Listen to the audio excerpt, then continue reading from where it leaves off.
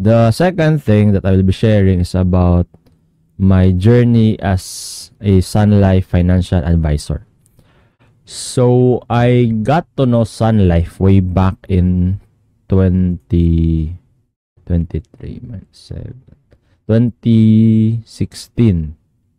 Yeah, 2016. So, my Tito Rigor introduced Sun Life sa kuha. Somewhat actually ni ate. Kami duha sa kong ate nagkuha mi og policy. And I've been paying that since then. And just last year, I got interested to become a financial advisor tungod kay akong first cousin, si Ate Wela, shout out kay Ate Wela Basco, who happens to be a financial advisor pod. And personally, no, as someone nga gusto madato, okay? As someone nga gusto madato, it is really important for me to learn financial literacy. And mao na po na siya akong nahimong advocacy katong nag-start ko og tudlo. That I, from time to time, after teaching, ginasingit na ako ang mga topics on financial literacy, savings, budgeting, investments, mga mindset, business, whatever that are related sa financial literacy. Gina-share na ako sa akong mga students. Mao na siya, makaingon ko nga, advocate jud ko sa financial literacy. And I do believe that being a Sun Life financial advisor is something that is aligned with that advocacy. And of course, I get to earn money pod along the way.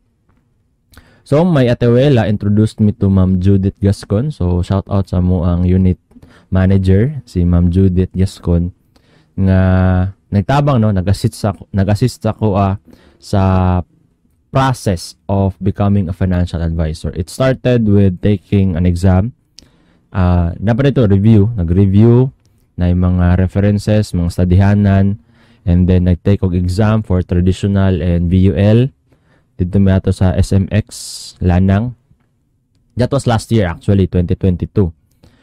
So, after processing all of the documents, na nakoy NBI clearance ato, na nakoy SSS, na anatanan, unfortunately, nga isa ka document nga dili na ako makuha because as a government employee, kailangan ako mananghid sa amo ang head.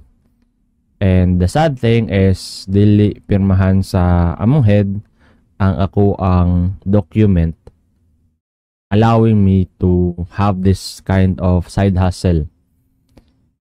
Na mga oral communication, okay, way problema, nindot na siya. But in terms of documentation, dili man siya mo pirma. So, na put aside ang ako ang application. So, katong naghawa na ko sa school, I resigned last July. So, dili na ako connected sa school. Technically, unemployed ko that time. Moto, nakahuna-huna na po ko balik nga i-pursue ang pagka Sun Life Financial Advisor. So, moto, nagkuha na po NBI kay na-expire na ako ang NBI clearance. Unsa pa to kung gipang prepare. Basta mga documents, daghan yung mga documents, nag-training ko usab na atong mga online yung mga module nga kailangan na ako humanon. And then paid a licensing fee of pila to 1.5 for traditional and another 1.5 for 1.530 for traditional and for VUL. So mo to siya, and then after almost a month ata or 2 months na encode na jud ko, and I am now an official Sun Life financial advisor. The next hurdle po na ako is the iPad. Okay? Though I can process proposals and mga quotation via web browser, lahi ra jud siya, no? Because lahi ra jud ang convenience and the features available pag na kay iPad. And at that time, I don't really have extra man. Now, kwarta, but it's strictly for my daily expenses. So, wala kay sobra. But, considering the need, kay importante jud siya, kailangan jud kayo siya. Dili jud siya optional, no? It's really a requirement to make this Sun Life financial advisor side hustle nga mas efficient and mas convenient para sa kuha and para pod sa kuwang mga client. So, yeah, nangutang ko, okay? That's, ano ba? Murag isa sa pinakadako na ako nga utang since narbaho ko. So nangutang ko og iPad, 9th gen lang siya. Dili kayo mahal, dili ba mahal? Basta naa siya sa almost 20,000 more 19,899 man ata to. Basta 20,000 more or less. So ako siyang giswipe sa akong credit card since may na lang na ako'y balances ako ang credit card. Na ako'y credit balance pa. Credit balance ba tawag na? Basta credits pa na pa ko'y available credit sa ako ang credit card. So giswipe na ako si iPad. And then ana ko'y iPad and mo na siya akong gigamit for presentation. Okay? At first, ang hirap, no? Sales is really a new territory for me. I am that person nga naanad man good to be on the giving end. And for me, sales is something murag para sa ako magud kay murag kog naga-ask ba, nagapangayo ko. I'm asking for this person to buy this product and in turn, tagan ko niya og kwarta. Mga siguro, isa po na siguro sa reason nung anong akyas akong mga business venture before. Kay sa una, sa internet shop, tagsalan yung kumutambay dito. Kung bantay ra kasagaran ang nag-duty dito. Sa lugawan po, sila Van lang o si Jelly ang ako ang saligan po sa una. Dito po katong nag-photocopier po may si Lauren and katong nag-iterime nila Mark and ni Gigi. Katong mga trabahante lang po na mo. I'm not really that kind of dili ko salesperson, no? Okay? That is why for this Sun Life, which is basically the lifeblood is really sales, it was really a struggle. And the thing about this, kay wala jud ko ilain sa ligan, di na ako siya pwede salig sa ubang tao because I will be the one to really process their application, to deliver to explain the product and all. So dili siya basta-basta nga pwede iasa na lang sa lain. So I started messaging my friends. It's awkward siya, no? Personally lisod yung kayo siya. Kana bang makita nimo nga close friend nimo kailan nimo pero malibog ka unsaon nimo pag chat. Unsa may akong i-message nga dili ko magmukhang salesperson. Kaya ako personally, pag naay mo chat sa ako niya, mangutana kang kung ay naka-avail na kaani or nakadungog na kaani, gusto ka mag-meet ta para explain ti kaani. Allergic po ko ana, no? Even sa mall, pag naay mo duol, credit card, ma'am, sir, application, or bisag ka ng mga kanang mga free taste, I really avoid those kinds of people kay allergic to go. And mo na akong kinabuhat karon. So it's really a struggle no how to approach people nga dili ta mahimong sales sana tawag na dili ta mahimong push in terms of sales. Nevertheless, dito gyapon ko nang start ay nag-chat ko sa mga kailan ako, mga friends sa Facebook. And then the usual dialogue na ako or mga introduction na ako is hello, kumusta na? Kumusta na? Sa either mangutang or naibaligya, no? Oy, kumusta na? I'm currently connected sa Sun Life and if you're looking for an insurance or if you're interested in financial planning, then I can assist you. So yan ako mga chat which is I realize nga kung yun siya, sales pitch yun dayon siya, na maligya dayon. So mali to siya nga approach.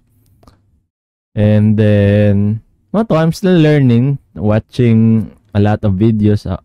Naga-training po ko and salamat po ko nga nag-unit meeting mi gahapon sa Davao and na-assign nga kuan sa MUA. Tawag ni na-assign nga murag mo tudlo sa MUA, murag body system.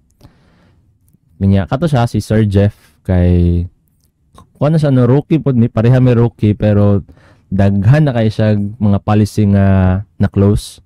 And in fact na siya na close pod together with his mom daw nga pila to tulo ka tag 5 million nga policy. So that's 15 million worth of policy and that's really something, no? I'm really looking forward to learn more about mga techniques niya and mga strategies in approaching as well as closing mga insurance policies. Although I'm still struggling, no. Pasalamat na lang jud ko na jud ko supportive nga fiancé, no. And at the same time kailangan man pud niya so mo to ikuha siya og Sunfit and Well. So it is a life insurance and medical pud. So mo na siya akong first close set sa akong fiancé, no. So at least din ako masiruhan kay na-code mangod ko last September 1. Wala jud ko na-close on my first month. And on my second month today, this month, October, ako isa ra pod sa akong fiancé pod. So as for the rest, naman ko na presentan, na may mga nag-inquire pero wala naman na malik, and some of them November na lang daw. So feeling na ako jud, no, anay problema. Dili ko kabalo kaayo pa mag-present, di kay ko kabalo mag-close. There is that doubt, there is that guilt gihapon nga ma-feel na ako when trying to present some insurance policies. So as for my realization in this kind of business, I think this feeling of guilt and doubt comes from the thought nga gapamaligya ko. Okay? So, kay naman ko'y ginabaligya, na ko'y agenda. When I approach people, I already have an agenda nga mamaligya and to get their money. Ma-feel na nila. Okay, I'm sure ma-feel na nila. And para sa ko, I think ma-feel po na nako siya.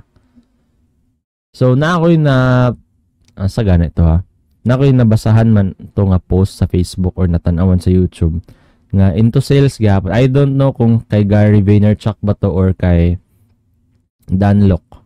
But sinabi nila na be genuinely interested with people. Again, be genuinely interested in people. What does that mean? It means that when you are in sales, the first priority jud daw nimo is to build trust and relationship.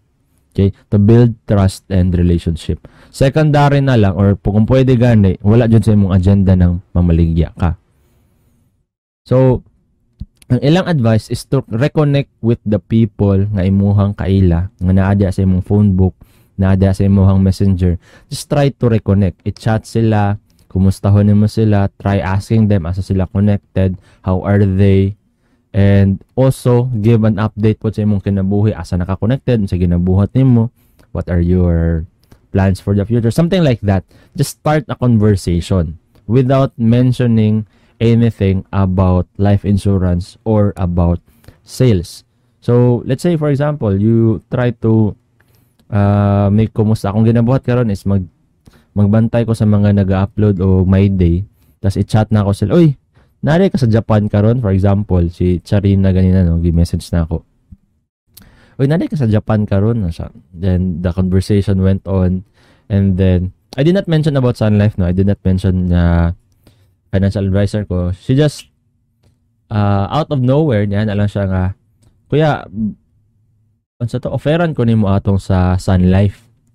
Okay, tas naalala ko saya nga, I did not even push for the product, no. I told her nga, kon ba siya kanang ano ba yan ning insurance, kanang bugat siya nga commitment, and it's really better for you to weigh your options. Kay sayang manggod kung magkuha ka karon and you end up not paying or continuing to pay your insurance policy. So sayang lang din. So weigh your options muna, and then if ready na ka, then message me. But then again, that conversation started with just updating. So I think I have to double down on those approach, and again, be genuinely interested with people. And hopefully, I can close more deals, build more relationships in the future. And then by November, sana may kumuha. Yan, mamaligya na punta, no? Pero bitaw, insurance is really something aligned for if you are into financial planning, if you are serious about your financial goals in financial life, Then insurance is something try consider ninyo. Just consider it. Okay, not necessarily nga sa kuha mo makuha ang insurance. Just try to consider if it's aligned with your financial goals. So looking forward nga mahuman na ako akong validation process kaya ako'y quota manggod niya kailangan pa na ako og 3 to 5 people pa ata akong kailangan niya ma-close so that ma-validate ko. Validation means murag initiation ako ba kumbaga for me to be a full-fledged nga financial advisor.